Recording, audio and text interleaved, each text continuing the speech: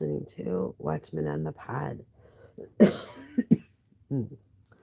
First, I just like to start off saying I am a little sick. Today, I'm not reading the other readings. Going to take, a minute away from those because it takes a lot to read those. So I thought, well, I'll just read something that I think we could all relate to, and it's forgiving what you can't forget. Discover how to move on and make peace. The author is, I don't know if that's Lysa or Lysa. Oh, how do you say her name? Oh, I know I'm going to absolutely ruin this, and I hate to ruin it. So it's Lysa Terkeurst. Terkeurst. And it's Terkeurst. And let's just begin with the intro here, and we'll see how far I can get through it. Do you ever find yourself defining life by before and after the deep hurt, the horrific season, the conversation that stunned you, the shocking day of discovery, the stunning call about the accident, the divorce, the suicide, the wrongful death so unfathomable you still can't believe they are gone, the malpractice, the breakup, the day your friend walked away, the hateful conversation, the remark that seems to now be branded on your soul, the taking of something that should have been yours, the brutality unleashed on the one you love, the email you weren't supposed to see, the manipulation, the violation, the false accusation, the theft, the fire, the firing, the day everything changed. That marked moment in time. Like your own personal BC and AD, which usually mean before Christ and Anno Domini. This date was intended to indicate a turning point in history, the birth, life, death, and resurrection of Jesus Christ. When we have personal marked moments in our own history, it can feel like before Christ or before crisis and after devastation. It's a line in time, one that's so sharply drawn across your reality. It not only divides your life, it splits open your memory bank and defiles it. Pictures of the past are some of your most precious or priceless treasures until they become painful memories of what no longer is.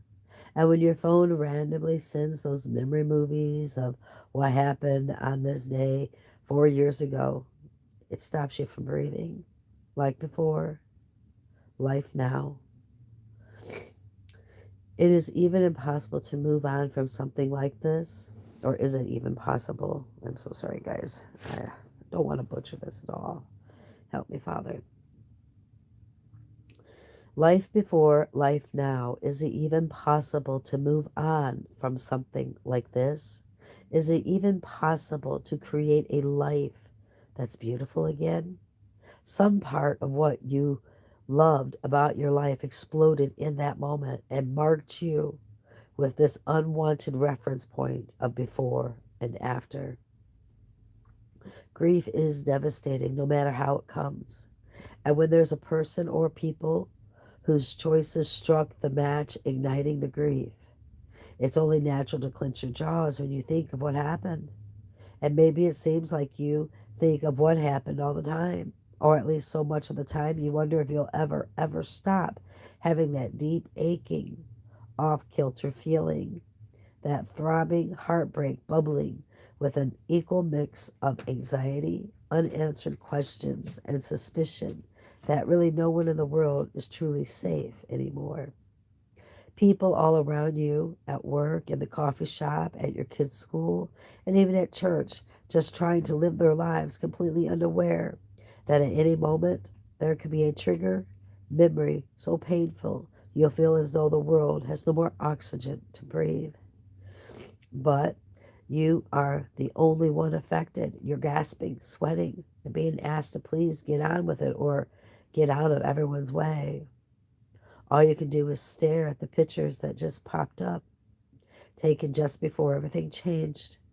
desperate to go back to that moment and warn your former self to redirect, change course, avoid, escape, turn, and maybe this wouldn't have ever happened.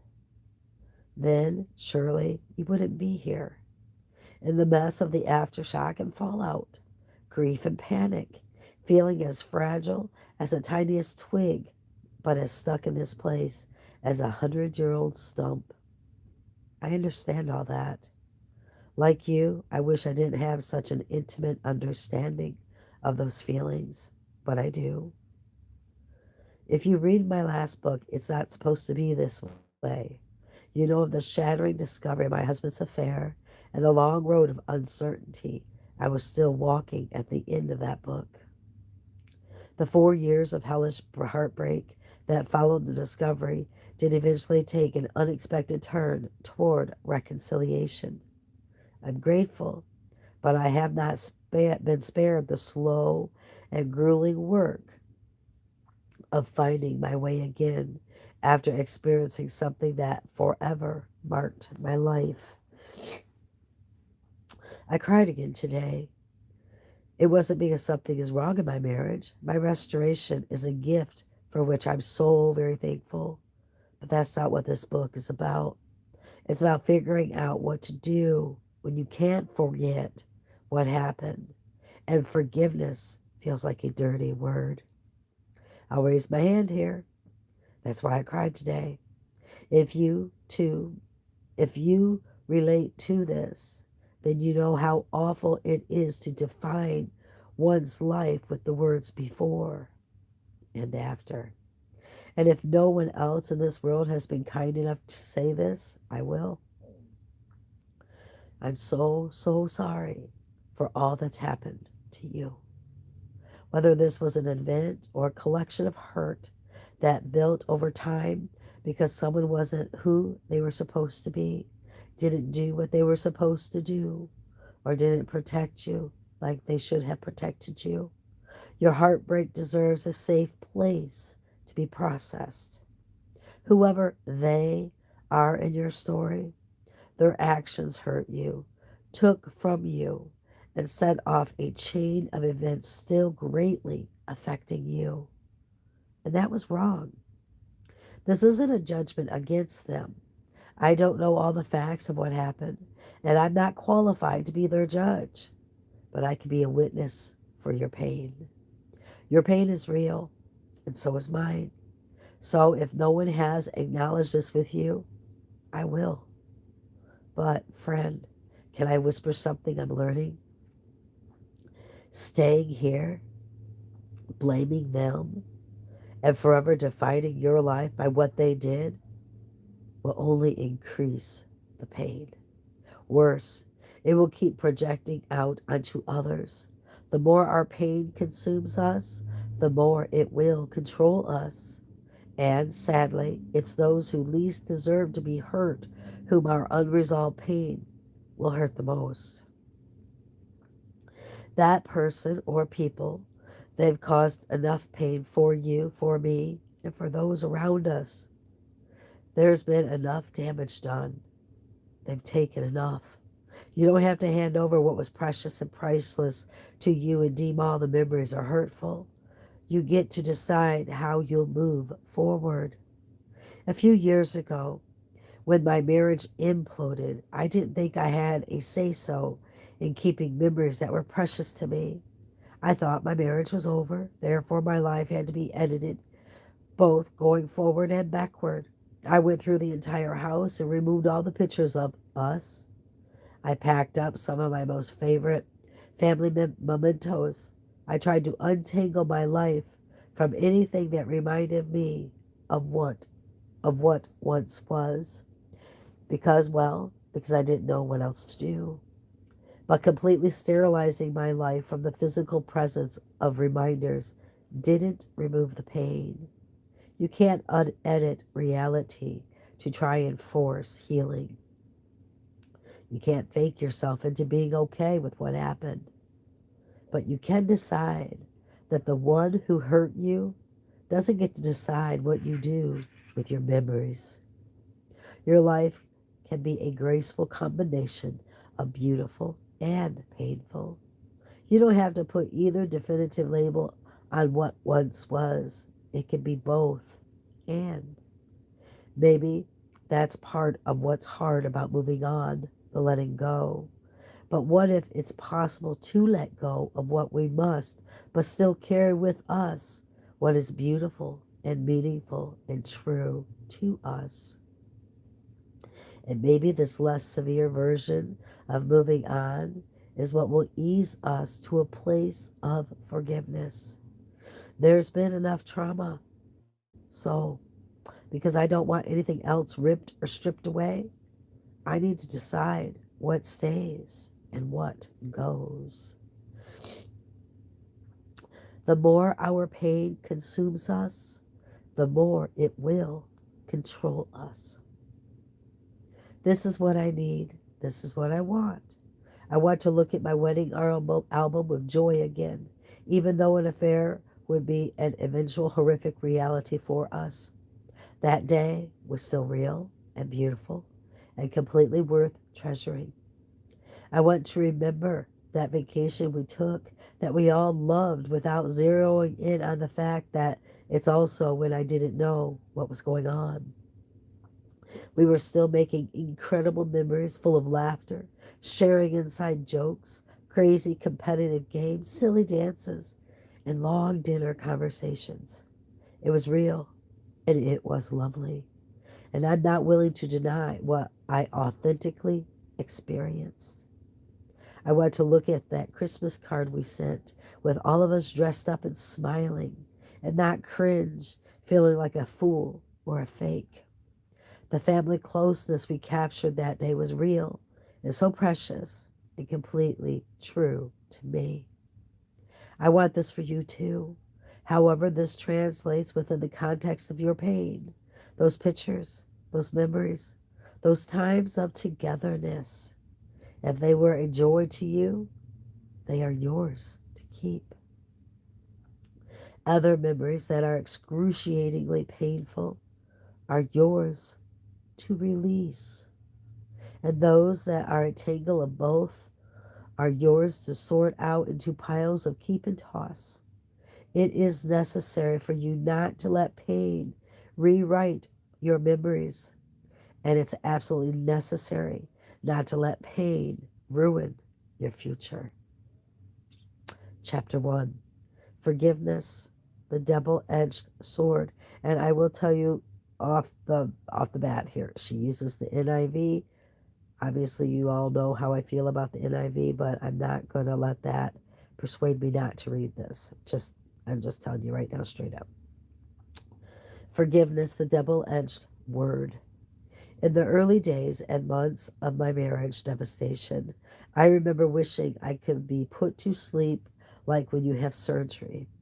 Why is it they only call in the anesthesiologist when you are surgically cut open? When you are being ripped open emotionally, it's no less painful. The shock and heartbreak and relationship implosion impacted every level of my life. Nothing was left untouched or undamaged, and I felt the harsh realities every single day.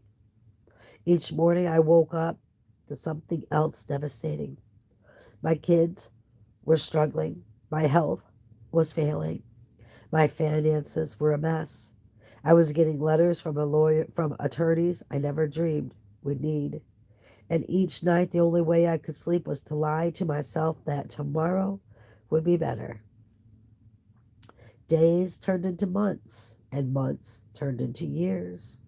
And slowly I turned into someone I didn't recognize. My strong but normally carefree spirit became a confusing mix of anxiety, panic attacks, and soul blinding pain so intense I thought I'd never feel healthy or regain a sense of normalcy again. And because I'd been through so much that was so hard to process, a darkness started to cloud my outlook that used to be so optimistic. Relationships were reduced to attempts at managing what I feared about them rather than enjoying what I loved about them. Laughter felt fake. Fun felt careless. And people's imperfections were like neon lights screaming that they were just another risk opportunity for me to get hurt again. Daily issues all seemed like worst case scenarios. Small aggravations like emotional chaos and losses big and small were like terminal assaults. A heaviness settled in that I couldn't explain or pinpoint exactly. I'm not sure how to properly describe it, except to say on different days it crept up with varying personas that seemed to hold me together and rip me apart simultaneously. Cynicism dressed like a security guard, making me believe that if I hoped for less, it would protect me and prevent more pain. In reality, though, it was a thief in disguise, out to steal every bit of closeness between me and those I love, and, even worse, authentic intimacy between me and God. Bitterness masqueraded like a high court judge, making me believe I must protect the evidence against all those who hurt me, so I could state and restate my airtight case and hear guilty proclaimed over them. In reality, though, it was a punishing sentence of isolation, out to starve my soul of life giving relationships. Resentment cloaked itself in a banner marked with the word vindication, making me believe that the only way to get free of my pain was to make sure those who caused it hurt as badly as I did. In reality, though, it was a trap in disguise, with dagger teeth digging into me deeper and deeper, keeping me tortured and even worse, unable to move forward. Delay snuck in like a theater attendant, offering popcorn and a comfy chair made of my sorrow and sadness, making me believe it was just fine to stay there, playing old movies of what happened over and over and over.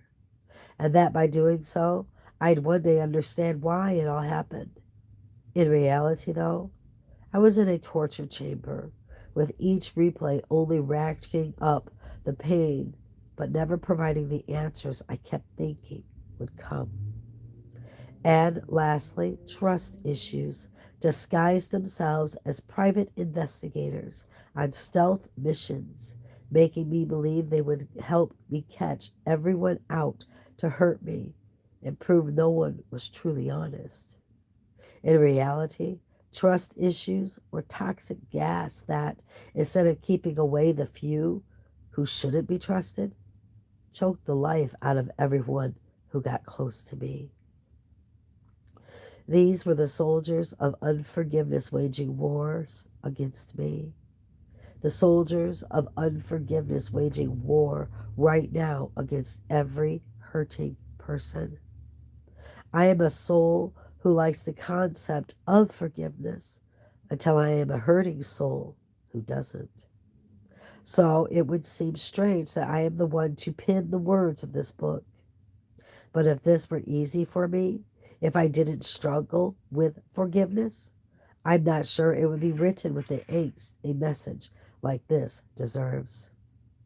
Left to my own deep, deep woundedness, forgiveness can seem offensive, impossible, and one of the quickest ways to compound the unfairness of being wronged.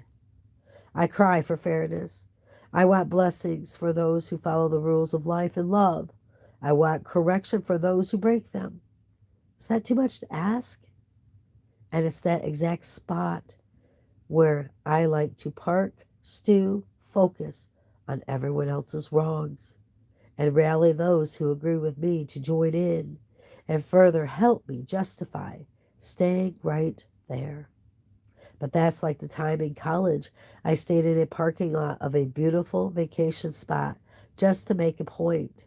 A small offense happened with my friends on the drive up, When we got to our destination, they all piled on the car, skipping through the entry, and spent hours playing fun games on the beach, jumping in the refreshing cool waves, eating a picnic lunch, and making incredible memories together.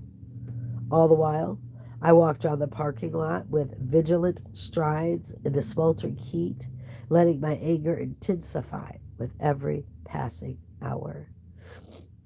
I relished the idea of teaching my friends a lesson by staging this solo protest. But in the end, I was the only one affected by it. I'm the only one who missed out. I'm the only one who stayed hungry. I'm the only one whose wrong actions were talked about that day. And then I'm the one who rode home in silence, knowing no one had been punished by my choices but me. The soldiers of unforgiveness whooped and hollered at their victory that day, and I was just another lonely soul crying herself to sleep, feeling embarrassed and defeated. The only memory I had that day was a sour one. That was a silly day with a pretty insignificant offense that kept me all bent out of shape. Please know I want to acknowledge and absolutely recognize that much of the pain you and I have been through is way more serious and complicated and devastating than that day at the beach. But that parking lot is such a good visual of what holding on to offenses does to us, and where the cruel soldiers of unforgiveness will always lead us to isolation, to the emotional darkness of broken relationships, to spiritual darkness with heaped on shame, and to a darkened outlook where we are unable to see the beauty that awaits just beyond the parking lot. What if I'd been able to release the offenses and move forward that day at the beach? What if I could do that now? The ability to see beautiful again is what I want for you and for me. Forgiveness is the weapon. Our choices moving forward are the battlefield. Moving on is the journey. Being released from that heavy feeling is the reward. Regaining the possibility of trust and closeness is the sweet victory. And walking confidently with the Lord from hurt to healing is the freedom that awaits. That's what this book is, a journey where you'll discover new ways, healthy and helpful ways, to process your pain. Now, let me assure you what it isn't. It is not a message that diminishes what you've been through or makes light of the anguish you've cried a million tears over. It is not a message that justifies abuse or abandonment or affairs that are all wrong no matter how it's flipped or framed by others. It's not a message that refuses to acknowledge how powerful feelings are and how powerless you can feel when you get flooded by pain, triggered by memories, ignored by those who were supposed to love you, or brushed aside by those you who should have cared for you. This isn't a message that demands you excuse the cruelest and most horrific crimes committed against you or those you love, nor will it nod in the direction of forgiveness, demanding all relationships work out with all people. Sometimes that's neither possible nor safe. In fact, in these pages, we will do the work of untangling the erroneously commingled ideas of forgiveness and reconciliation. And this message definitely isn't something that will be preached at you with pointed fingers and accusatory tones. I can't pick up, I can't pick those messages up, so I definitely won't be laying a message like that down. But while it will offer truckloads of grace, it is fueled with God's truth. After all, grace gives us the assurance that it's safe enough to soften our fearful hearts, but it is the truth that will set us free. John 8:32. Grace and truth are kept together throughout Scripture. John chapter 1 verses 14 and 17. If I only offered you grace, I would be shortchanging you on what it truly takes to heal. While the truth is sometimes hard to hear, God gives it to us because He knows what our hearts and souls really need. It is truth that sets us free. Forgiveness is possible, but it won't always feel possible. Forgiveness often feels like one of the most maddening instructions from the Lord. It's a double-edged word, isn't it? It's hard to give. It's amazing to get. But when we receive it freely from the Lord and refuse to give it, something heavy starts to form in our souls. It's the weight of forgiveness that wasn't allowed to pass through. And for me, that's mainly because I misunderstood something so incredibly profound about forgiveness. Forgiveness isn't something hard we have the option to do or not do. Forgiveness is something hard won that we have the opportunity to participate in. Our part in forgiveness isn't one of desperation, where we have to muscle through with gritted teeth and clenched fists. It isn't fighting through the irritation and wrestling down the indignation. It isn't sobbing through the resistance of all our justifications to stay angry and hurt and horrified by all they did. This is what I once thought. But when I wrongly think forgiveness rises and falls on all my efforts, mustered up grit, conjured maturity, bossed around resistance, and gentle feelings that seem real one moment and fake the next, I'll never be able to authentically give the kind of forgiveness Jesus has given me. My ability to forgive others rises and falls. Instead, on this, leaning into what Jesus has already done, which allows His grace for me to flow freely through me. Ephesians chapter 4, verse 7. Forgiveness isn't an act of my determination. Forgiveness is only made possible by my cooperation. Cooperation is what I've been missing. God knew we couldn't do it on our own. He knew that full well, right from the very beginning, the crunch of the forbidden fruit became sin's first sounds. And then came the hiss of the enemy's accusations and the pounding footsteps of a terrified man and woman. Adam and Eve ran to the darkness as blame and shame reverberated with echoes we still hear coming out of our mouths today. Then they hid.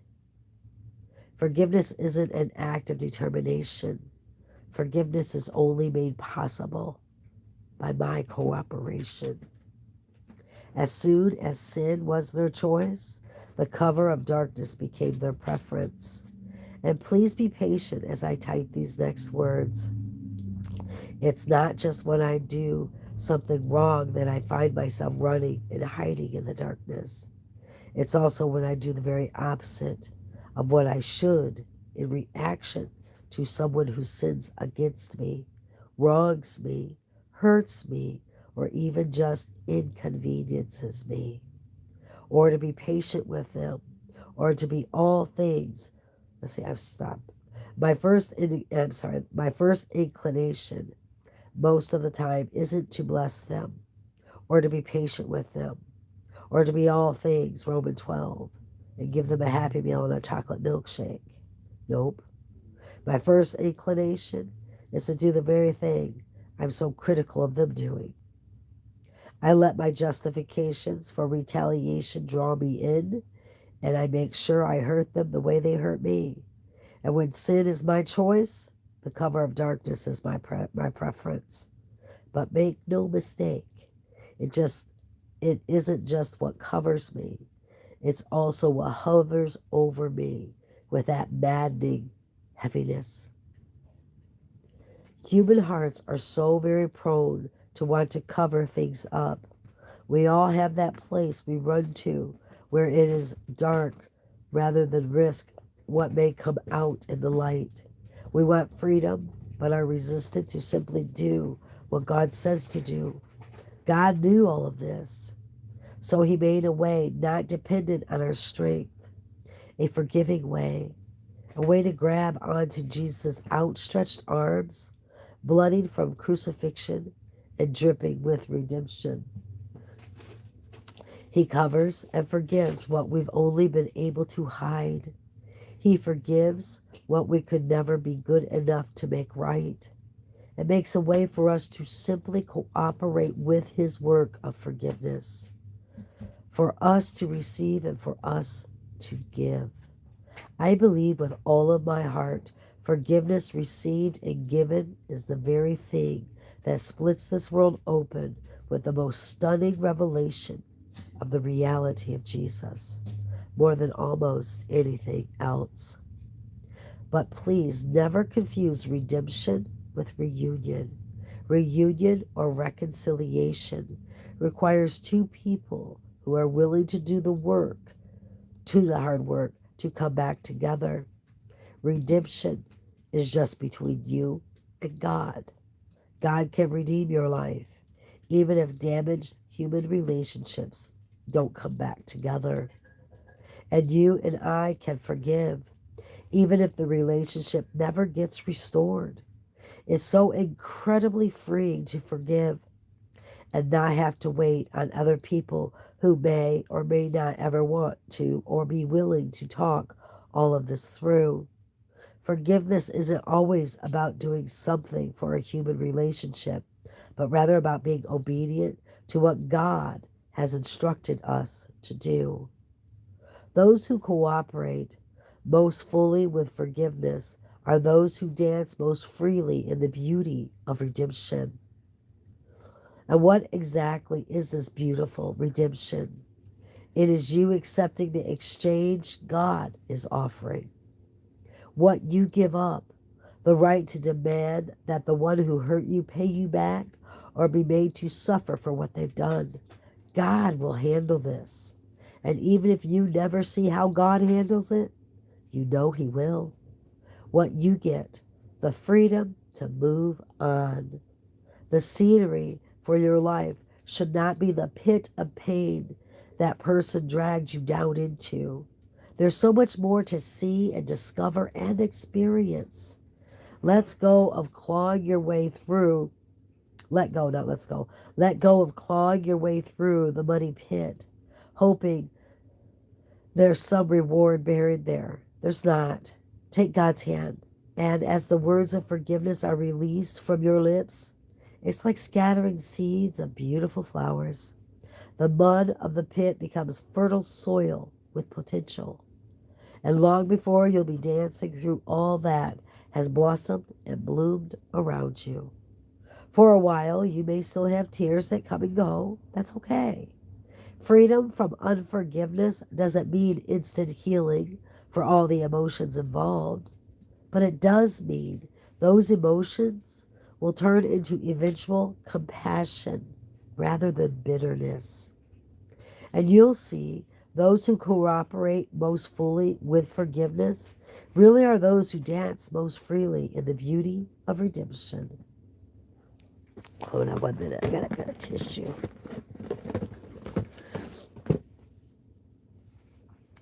And you'll see those who cooperate most fully with forgiveness really are those who dance most freely in the beauty of redemption. I'll just let that statement sit right there without requiring anything from you. I certainly don't mean that you should quickly get over all you've been through and move on from here. Deep emotions come to us in a rush, but don't leave at the same pace. It takes time. That is exactly what I wish to give you as we move slowly through this message. Before we walk through the steps of forgiveness, we're first going to process our coping mechanisms and the reason we resist forgiveness. And even more importantly, we're going to make the decision that we will survive all of this by taking away the power from the ones who hurt us. Our healing can't rise or fall on their efforts, especially if they can't or won't change. Yes, this will take time, but it can happen. And pressing on toward forgiveness will require other important components as well. Those who cooperate most fully with forgiveness are those who dance most freely in the beauty of redemption. It takes understanding. That is the reason I'm sharing both the brutal and the beautiful realities of my own deep pain. It takes insight.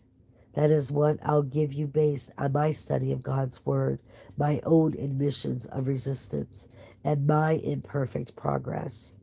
It takes divine intervention.